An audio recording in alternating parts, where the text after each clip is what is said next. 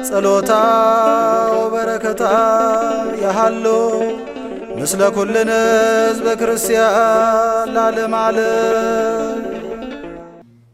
ሕዝቤ ሆይ ወደ ቤተ ክርስቲያን ተሰብሰቡ፣ በቤተ ክርስቲያን ጸልዩ።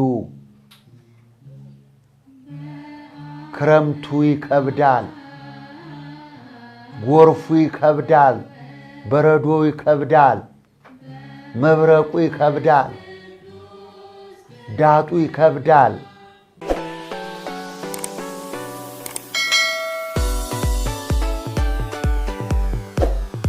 በስመ አብ ወወልድ ወመንፈስ ቅዱስ አሃዱ አምላክ አሚን። በስመ አብ ወወልድ ወመንፈስ ቅዱስ አሃዱ አምላክ አሚን። ውድ ተመልካቾቻችን እንደምን ሰነበታችሁ? እንደምን ከረማችሁ?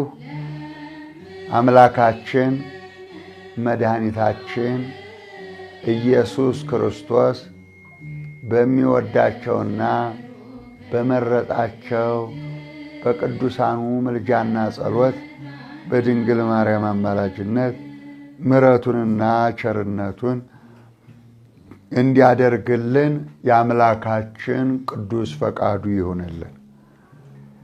ዛሬ አስቸኳይ መልእክቴ አጭር ነው። አስቸኳይ መልእክት ያልኩት ባለፈው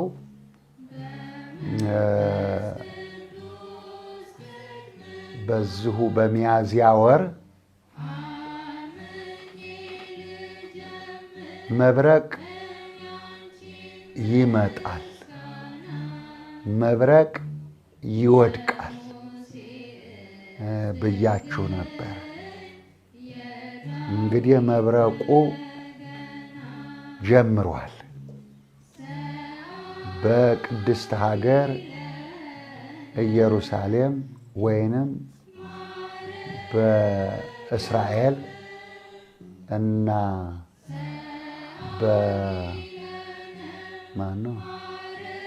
በኢራቅ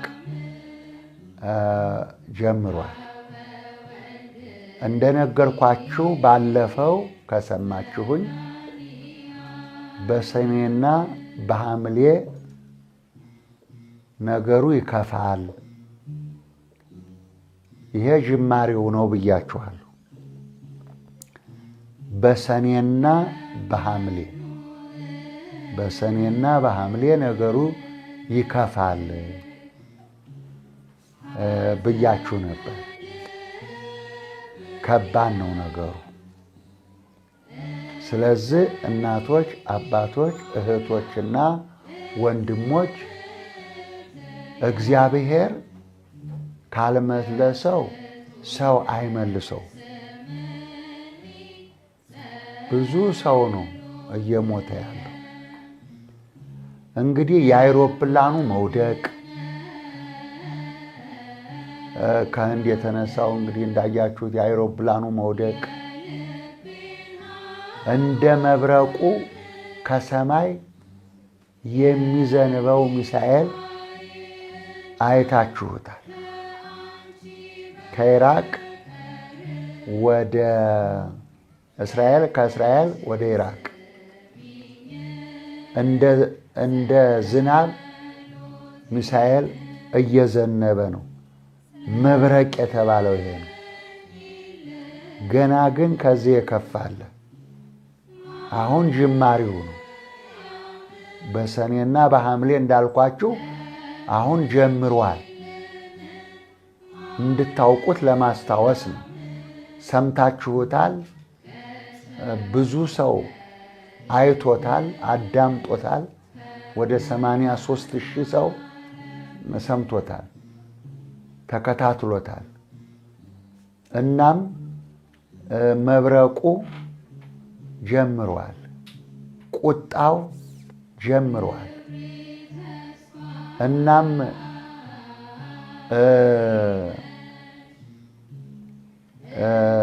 በረዶም አለ፣ መብረቅም አለ፣ ተዘጋጁ፣ ተጠንቀቁ ብዬ አስተላልፌላችኋለሁ። አሁንም ተመለሱና እዩት። በሚያዝያ ወር ነው ያስተላለፍኩት። እዩት፣ ተመለሱና እዩት። እናቶች፣ አባቶች፣ እህቶች፣ ወንድሞች እግዚአብሔር ለምን የሚናገር ይመስላችኋል? እግዚአብሔር ለምን የሚያስጠነቅቅ ይመስላችኋል? እግዚአብሔር ለምን አስቀድሞ በምሳሌ የሚናገር ይመስላችኋል? ምናልባት አንዳንድ ሰዎች አሁን መብረቅ ሲባል እንግዲህ በረዶ ሲባል እንግዲህ ከሰማይ የሚወድቅ ነው የሚጠብቁት። በረዶና እንደ በረዶ የሚዘንብ ሚሳኤል፣ እንደ እሳት የሚያቃጥል መብረቅ በየአገሩ ላይ እየወረደ ነው። አሁን ሰኔ ሐምሌ ይከብዳል። በአገር ውስጥም ያላችሁ በውጭ አገርም ያላችሁ በመላው ዓለም ያላችሁ ይህንን ስሙኝ። ይህንን ጥቅስ ላነብላችሁ ነው። ትንቢተ ኢሳይያስ ምዕራፍ 26 ቁጥር 20 እስከ መጨረሻው ድረስ። ትንቢተ ኢሳይያስ ምዕራፍ 26 ቁጥር 20 ሁላችሁም አንብቡት። እንዲህ ይላል እግዚአብሔር፣ ሕዝቤ ሆይ ና ወደ ቤትህ ግባ፣ ደጅህንም በኋላ ዝጋ። ቁጣው እስኪያልፍ ድረስ ጥቂት ጊዜ ተሸሸግ። ቁጣው እስኪያልፍ ጥቂት ጊዜ ተሸሸግ። በምድርም በሚኖሩት ላይ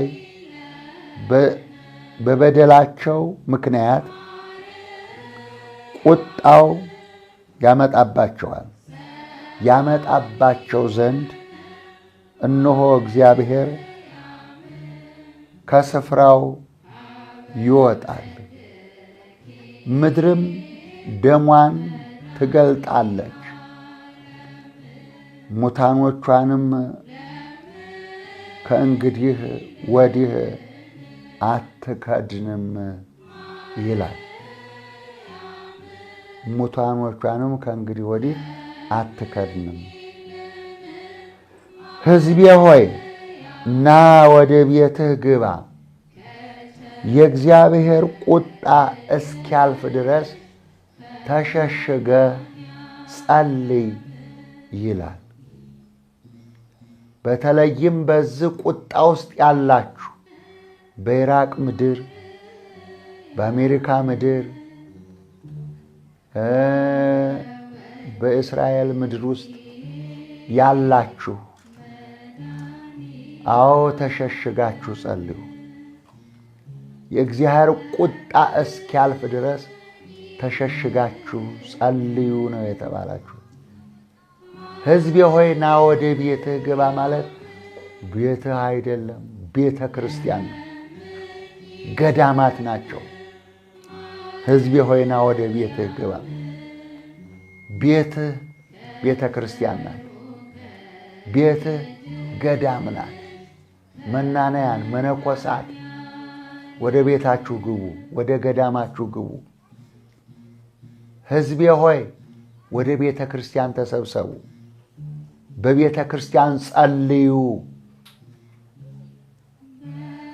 ክረምቱ ይከብዳል፣ ጎርፉ ይከብዳል፣ በረዶ ይከብዳል፣ መብረቁ ይከብዳል፣ ዳጡ ይከብዳል። ጋሻው እግዚአብሔር ነው። መመኪያው እግዚአብሔር ነው። መጠጊያው እግዚአብሔር ነው። አዳኙ እግዚአብሔር ነው። ሸሻጊው እግዚአብሔር ነው። ተሸሸግ። ወደ እግዚአብሔር ተመለሱ። ወደ እግዚአብሔር ኑ። የፈጠራችሁ እግዚአብሔር ያድናችኋል፣ ይጠብቃችኋል። በመጨነቅ የሚመጣ ለውጥ የለም። አትጨነቁ። ለጭንቀት የታዘዘውን ጸልዩ። አዎ፣ በመጨነቅ የሚመጣ ለውጥ የለም።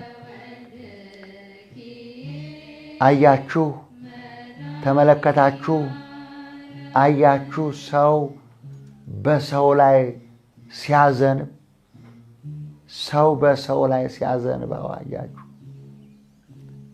እናቶች፣ አባቶች፣ እህቶች አሁን ይችን 3 የጸሎት ጥቅስ እሰጣችኋለሁ። ያዙና ጸልዩ። አሁን ይቺ መሸሸጊያ ነች። ይህን ክፉ ጊዜ ማምለጫ ናት። 3 ናቸው። ከሌሊቱ 9 ሰዓት ትጀምራላችሁ። ከሌሊቱ 9 ሰዓት ጀምራችሁ በየ3 ሰዓቱ እንድትጸልዩ። በየ3 ሰዓቱ የሚጀመረው ሌሊት 9 ሰዓት ነው። ሌሊት 9 ሰዓት ታነባላችሁ። ደሞ 3 ሰዓት ቆይታችሁ ታነባላችሁ። ደሞ 3 ሰዓት ቆይታችሁ ታነባላችሁ። ደሞ 3 ሰዓት ቆይታችሁ ታነባላችሁ። በየ3 ሰዓት ልዩነት ማለት ነው። በየ3 ሰዓት ልዩነት እነዚህን ጥቅሶች አነቡ፣ ጸልዩ። የመጀመሪያው መዝሙረ ዳዊት 11 በቅንፍ 12 ቁጥር 1። መዝሙረ ዳዊት 11 በቅንፍ 12 ቁጥር 1 ላይ አቤቱ ደግ ሰው አልቋልና አድነኝ የሚለውን መዝሙር ጸልዩ። አቤቱ ደግ ሰው አልቋልና አድነኝ የሚለውን ጸልዩ። ሁለተኛ መዝሙር 50 በቅንፍ 51 ቁጥር 1። መዝሙረ ዳዊት 50 በቅንፍ 51 ቁጥር 1። አቤቱ እንደ ቸርነትህ መጠን ማረኝ የሚለውን መዝሙር፣ አቤቱ እንደ ቸርነትህ መጠን ማረኝ በሉ። እሱን ታነባላችሁ። 3ኛው የዮሐንስ ወንጌል ምዕራፍ 17 ቁጥር 1 ነው። የዮሐንስ ወንጌል ምዕራፍ 17 ቁጥር 1። እሱን ሙሉን ምዕራፉ ሙሉ ዮሐንስ ወንጌል ምዕራፍ 17 ቁጥር 1 እስከ መጨረሻው እሱን አንብቡ። እነኚህ 3ቱ የጸሎት መጽሐፍቶች ከዚህ ክፉ ነገር ይሰውሯችኋል፣ ክረምቱን ያሻግሯችኋል። ግን ሌሊት 9 ሰዓት ላይ አንብቡ።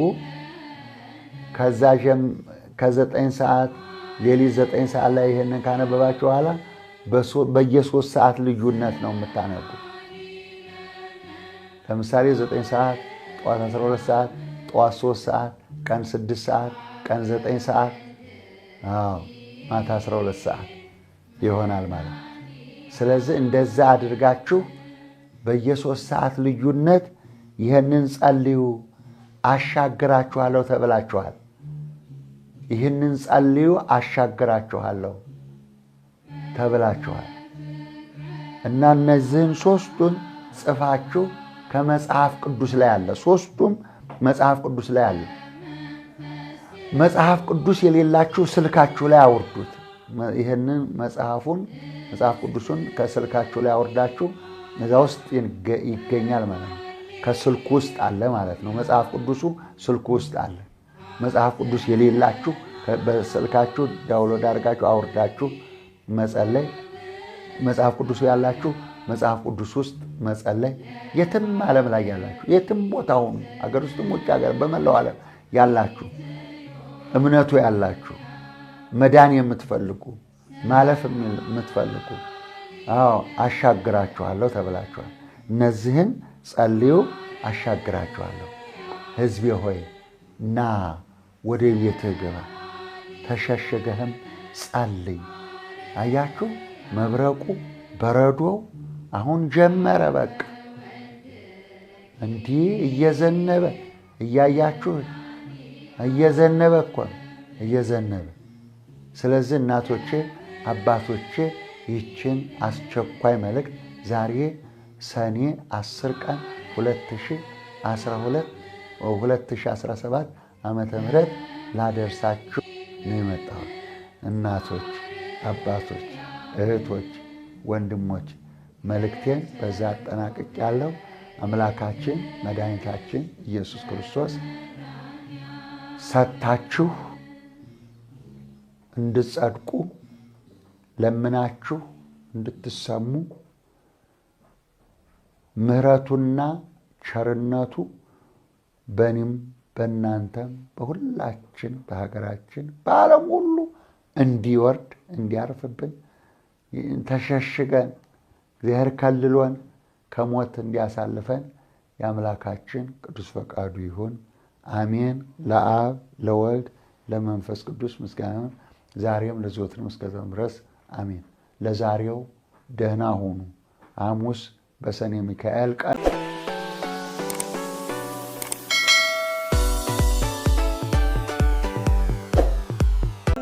ጸሎታ ወበረከታ ያሃሎ ምስለ ኩልነ ሕዝበ ክርስቲያን ለዓለመ ዓለም